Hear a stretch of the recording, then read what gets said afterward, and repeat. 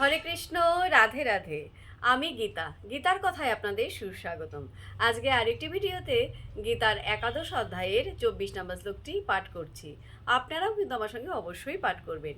ওং নমো ভগবতে বাসুদেবায়, ওং নমো ভগবতে বাসুদেবায়, ওং নমো ভগবতে বাসুদেবায়। শ্লোকটিও আমার সঙ্গে উচ্চারণ করবেন। নভস্পৃশং দীপ্তম অনেক বর্ণম ব্যত্ত আননম দীপ্ত বিশাল নেত্রম দৃষ্টা হি তাম প্রব্যথিত অন্তরাত্মা ধৃতিম ন বিন্দামি সমম চ বিষ্ণু। অনুবাদ: হে বিষ্ণু, তোমার আকাশস্পর্শী তেজময় বিবিধ বর্ণযুক্ত বিস্তৃত মুখমণ্ডল ও উজ্জ্বল আয়ত চক্ষু বিশিষ্ট তোমাকে দেখে আমার হৃদয় ব্যথিত হচ্ছে এবং আমি ধৈর্য ও সম অবলম্বন করতে পারছি না।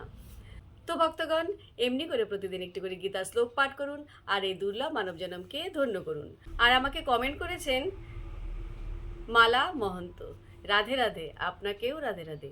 হরি বল।